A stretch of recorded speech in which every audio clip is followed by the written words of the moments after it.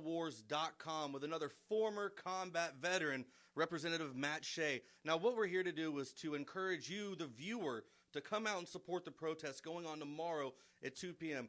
Now, if you can, tell me what's going to be happening tomorrow so we can get some of these people to rally together in support of the cause.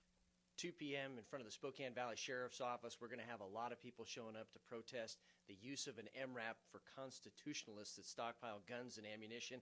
This is just another in a long line all across the country of things that have been happening that are really concerning, really unsettling, that the militarization of police really isn't for what it is being said publicly it's for, and that's for high-risk warrants and all of these things. It's really for taking on and really intimidating and making constitutionalists self-censor, which is the worst form of tyranny.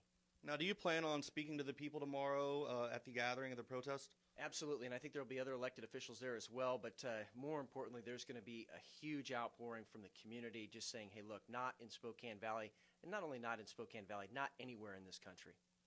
Now, we want to encourage also as well police officers, military, anybody to come out. We need to open a dialogue, wouldn't you say, with the local law enforcement here as well, and I hope that you're able to speak with them, and a lot of the citizens of the Spokane Valley are able to speak with them as well to try to figure out why this is happening. Absolutely, and I think that words have meaning, and the fact that constitutionalist is used in the training, especially the training provided by the Southern Poverty Law Center, I think is alarming. I think we need to change it, and I think this is one of the first steps in starting that conversation and starting that dialogue, and we've already actually had deputies and officers talk to us about this. Now, tell me about this new law, 1594, what it is, what does it mean for Washington? I-594 is an initiative that was passed here very recently. A lot of people didn't even understand the initiative. It was 18 pages. A lot of people didn't realize the initiative was anti-gun and was really implementing effective gun control in Washington State.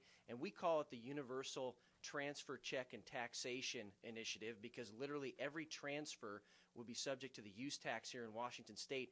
And more alarming, just simple transfers between individuals, you'd have to do a background check. So, for example, a National Guard veteran just getting ready to deploy has to hand his weapons off to somebody. Well, he'd have to do a background check on that person before he went on deployment. It's just ridiculous and ludicrous things like that that I think really upset people here in Washington State. And not to mention the fact that a lot of money came in from out of state by the anti-gunners to get this initiative passed. And we also had Bill Gates provide about $1 million to this effort here in Washington State, which obviously is anti-Constitution, and really, I think, is setting the stage for the seizure of guns later, and a lot of people share that concern. So you're telling me right now, if me and your buddies, we want to go out and shoot at a range, I've got a 9, you've got a sniper rifle or something like that, we want to switch guns, and each one of us shoot each other's guns, that's breaking the law. That would be breaking the law. And again, this law is written so vaguely that virtually every transfer would be subject to a court case. And again, this is just this is turning law-abiding citizens into criminals, and it's violating not only the U.S. Constitution and the Second Amendment, but also Article 1, Section 24 of the Washington State Constitution, which is even more protective of the right to bear arms. So this is something I think that we also have to protest, and we're going to be doing that as well on Saturday at 12 o'clock at the Spokane County Courthouse.